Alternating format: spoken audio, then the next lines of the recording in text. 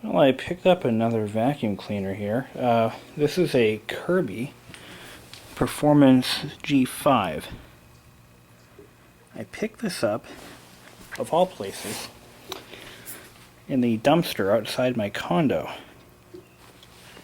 I don't know whether it works or not, but I imagine there's something really wrong with it because I can hear these rattling noises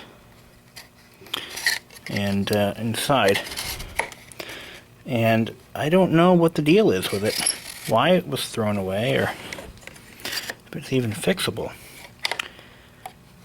The rule of thumb is everything is fixable. But, I mean, I've always wanted a Kirby ever since I saw the brave little toaster. And I think I found one here. So, and this is like I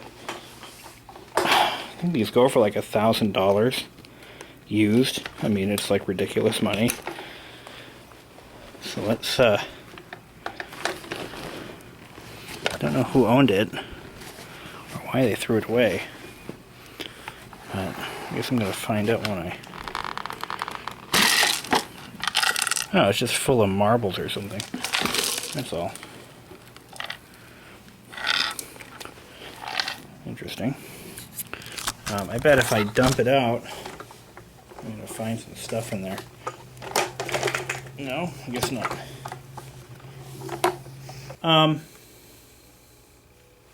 So I just pulled the brush head off, and it looks like I found out how old this vacuum is. This vacuum is 12 years old. Practically a baby. But this is where the belt is supposed to be, and it rides on the motor shaft. I want to look at the impeller to see if there's any broken bits. So far, so good. A couple of chew marks, but nothing to worry about. The body is all cast alloy. I mean, what a tough little vacuum. Yeah, see, this is where the belt goes. The belts are actually there. Is it broken? No, not broken. Just slipped the belt. Huh. I'll be damned. But as you can clearly see, the production date is 99, or the year of production. The bearings are nice and strong, nice and solid. Unbelievable. And it's self-propelled. Neutral drive. Like that. Unbelievable. I'm going to put this back together and we'll see how it runs.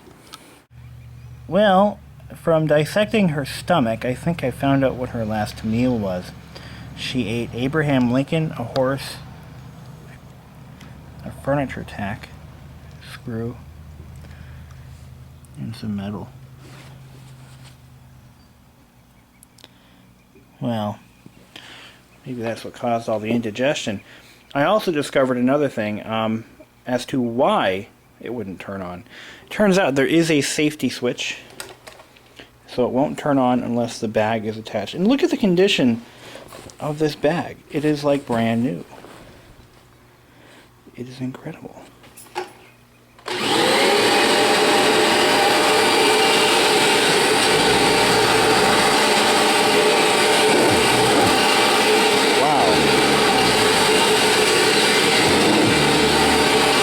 Suck this stuff back up again.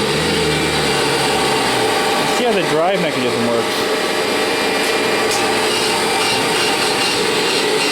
Oh my god.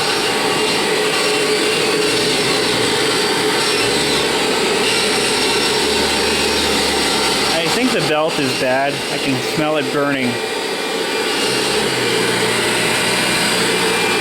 And I can hear the brush not moving. This thing is awesome.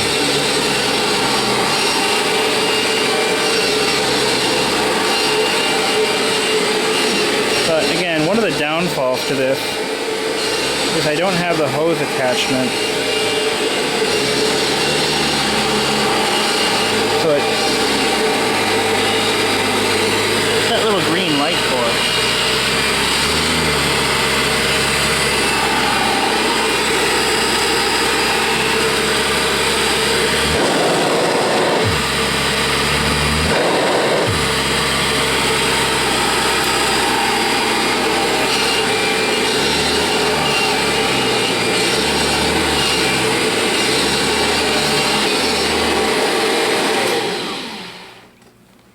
Oh, that is so cool. It does a nice job too. Look at my carpet. I guess that's what this light is for. It tells you whether the beater bar is moving or not. I'm not sure why that's important, but one thing that's really neat about that, now there are no electrical connections between the head of this vacuum and the beater bar. What it actually is a generator. There are magnets inside the beater bar that pass by this metal coil, and it is that action that generates electricity to power that light, which is strangely bizarre. But yeah, the belt is probably slipping. Well, I did a little bit of homework, and it turns out the G5 existed from 1997 until 1999. But what's even more shocking is the original MSRP. This was a $1,200 vacuum. Somebody spent $1,200 on this vacuum just 12 years ago, 11 years ago, only to throw it away when it was perfectly functional in 2011. That is shocking to me. Here's the bag. I've already yanked the handle off. Oh, there it is. Anyhow, so half the fun of owning a $1,200 vacuum is taking apart a $1,200 vacuum. So we're going to take a look inside this little work of art. I think this is one of the most beautiful vacuums I've ever seen. Actually, I like those commercial grade Royal vacuums even more. And my least favorite being the unusually fancy boombox style vacuums that they make these days, which really don't do that nice of a job cleaning. And those freaking Dysons that cost a ton of money and aren't much better than anything else. So anyway, we're going to yank this all apart here and have a peek inside. What a remarkable piece of engineering this thing really is.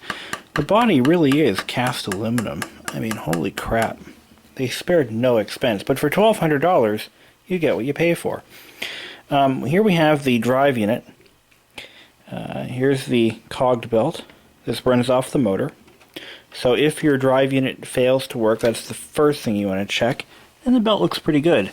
A little bit of slack, but not much. The handle assembly rides on a sliding unit that engages the forward and reverse clutches. I imagine that inside this gearbox you'll find some friction-based clutch material in addition to the gearbox. And of course here's the neutral drive selector. You can see that kind of swings freely like that. There is absolutely nothing wrong with this vacuum. It's a little dusty inside. I'm going to bring this over to my father's garage and I'm going to blow out all the dust. The power switch connects to the... See, it's all metal inside here. I mean, this thing is quite amazing. But when you press the power switch, it presses this lever in this electrical distribution box, if you will. And here is the hose, the bag position switch. If the bag is not installed, of course, this will disable the unit from powering on. I mean, everything on this is metal, except for this bumper here. A couple of minor parts. But this thing is really nice. So let's put her in reverse and... Oh right, I can't do that. The bag's not installed. I was gonna power it up, but obviously that wouldn't work out unless I manually... Yeah, let's do that. This will be one of those rare occasions where I use my tripod. We're gonna take a good look at this motor while it's running and give an idea to see it in motion and all that. So basically, when this is positioned in this position, like so, and I hit this button,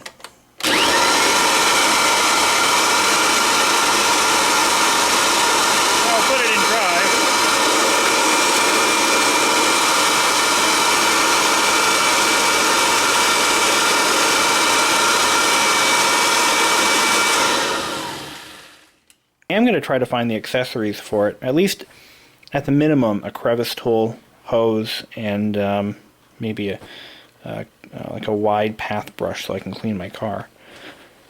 But this thing has amazing suction. It is built like a freaking tank, and it weighs as much.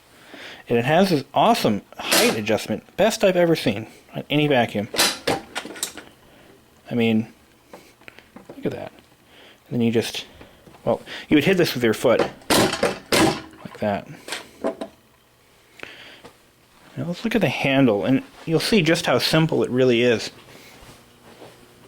And it even has the original servicing dealer on it too. Kirby Vacuum, 45 South Main Street in Concord, New Hampshire. Here's the handle. Nothing missing. I mean, it doesn't have the accessory kits, but I mean, I can always find those. Oh my god, even the protective film on the handle is still there. So if I take that off, and I will, like so. It seems like a waste though to have such an awesome vacuum for a 670 square foot condo. I mean, there's like more vacuum per square foot here. There we go. I'm lucky too, because often when these aren't removed, they tend to bond with the plastic underneath. Look at that. I'll be the first one to scratch this. I like it. So, there we go. So I've got to take an air compressor and just blow the crap out of this thing. Clean up the aluminum. This is real cast aluminum. I mean, oh my god. Well, I'm impressed. So I'm going to do some quick polishing of this aluminum. I'm going to use quadruple zero steel wool. There, I get that on the frame there. And this is like the finest steel wool you can get. It's great for polishing metal. I've used it in chrome, brass, copper, and now aluminum. In fact, during my fan restoration video, this is what I used to clean the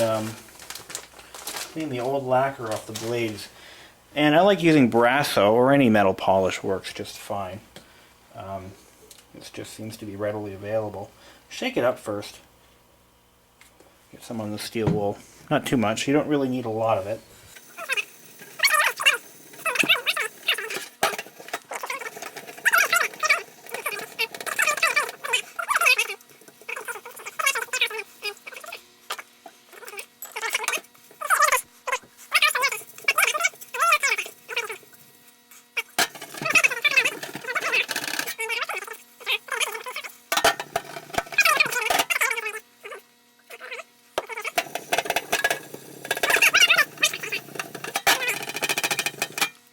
Check our work and see what it looks like.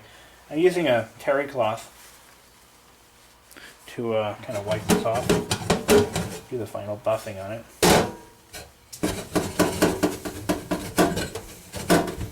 It's not going to be the factory mirror smooth, but it'll be better than it looked before. And we'll see what areas have to be gone over again.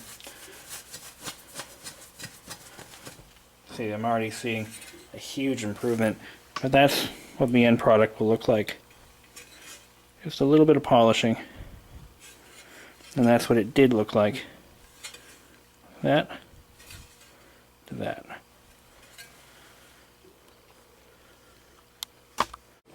So the disassembly has gone a little bit further. I've taken the plastic off of this light hood, and I'm going to remove this so I can polish it in the sink. Here is the brush assembly, and you can see there's a bit of corrosion there. So obviously this had been stored wet, or had vacuumed something up that was wet and never allowed to properly dry. But that's okay. Here is another view of that little generator there. Basically a pulse generator, and it generates a small current every time the beater bar spins around it. Now obviously there's some purpley stuff there. I'm going to clean that off. But here is the bearing cap, and there we go. So these little melted brushes are caused by strings that were caught in the vacuum and allowed. See, this one got real hot, but that's okay. There's no need to replace the brush. What's this say? Large cap EC604. Okay, oh, whatever that means.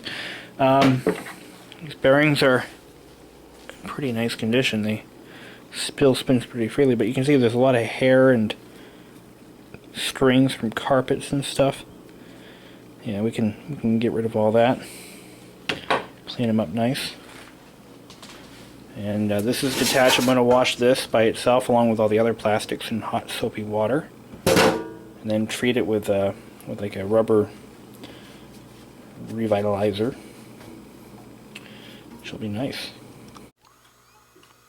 Okay, we've got the outer housing basically buffed, polished a little bit.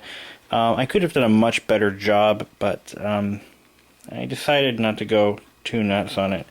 But I did clean it up quite a bit. All the plastics, you can clearly see it's nice and shiny. Cleaned all this whole housing, torn apart. And the front end piece, the beater bar assembly, same deal. Now I actually put a coat of wax on all this, and that's what gave it the real shine. I just used regular turtle wax, but it did come out pretty good. I got rid of all the corrosion buildup that was in the bottom of it. Removed all the strands of carpet fibers and etc. From within the beater bar. Actually quite impressed with the way it came out. Of course there's some blemishes that I won't be able to fix up that easily, but other than that, I think she's looking pretty good. Still have to get the paint off of this. To do that, I'm going to use a magic eraser. I don't have any right now, but eventually I'll get to that. Clean the paint off. But I did get the paint off the light, which is a good thing. So I'm going to mount up the beater bar assembly. To do that, you want to put the belt on and put it in the upright position, the off position. I've noticed that this beater bar has 3 adjustable positions, 1, 2, and 3, and you just line up the 2 end caps to the same number. I chose number 2, which is medium pile, number 3 is bare floor, number 1 is shag rug. I actually have a very short pile carpet in my house, but by having it adjusted to a higher position, it actually reduces the wear and tear on the vacuum, which is, you know, pretty important. So it just mounts up like that. Let me lock that down like so. There we go. And now the front end is attached, and we can. So without, we have to engage the belt first. It goes that way. I put some dry lube in this assembly, so this slides a little bit much easier. When I first got this vacuum, you almost couldn't move it. It was that bad. So now when I turn the beater bar,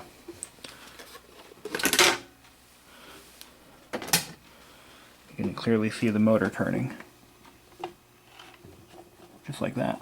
So the belt is working good. The belt does have a huge wear mark on it. I am going to order new belts for it. But in the meantime, I'm going to use what I've got. So, next step, bring this to my father's garage where there is a wonderful air compressor that I can use. I'm going to blow all the dust out and put it back in service. This is a very, very well made vacuum that I imagine will probably last another 20 years. So I hope you've enjoyed watching this video. Stay tuned for more. Well, I've given it the old air compressor treatment. She's looking pretty fine now. Got it real good too. Very clean. So all it was just a little bit of dust built up in there over the years. And So yeah, nice and clean. The next thing I'm going to do is spray a little bit of dry lube in the open gear set for the rear transmission. There's an exposed gear down there. Wouldn't hurt to put some lube on that. The motor looks pretty clean from this point, from this angle. I think she'll be just fine. So, I'm going to start reassembly. Alright, well, she's all back together again. Cleaned, polished, and ready to go. I just need to get some bags. I don't have a bag for this, and I threw the one it came with away. I don't really trust it. But it rolls a lot nicer now. Put it in neutral, of course. I mean, much smoother, even over carpet. So, let's hear how it runs. I did lubricate basically every moving part in the vacuum except for the motor itself, because that has sealed bearings that don't require any maintenance. But everything else is nice, smoother action. The belt lever here is basically usable now where it wasn't before. Like that. That's how it should work. And you shouldn't have to force it like you did before. I touched it. And there we go. The light cover is clean now. The plastics are much cleaner. There is some areas where it had rubbed up against the wall, and there's some paint like on this boot here. But I'm going to clean that off once I get a magic eraser. The drive mechanism works a little bit better because I lubricated the forward-reverse clutch lever, which is part of the handle. And I'll demonstrate it right now.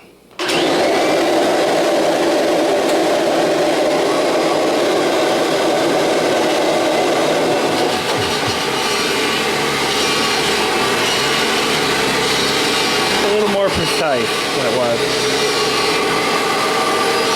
But as you can see, the feeder bar is not moving very fast.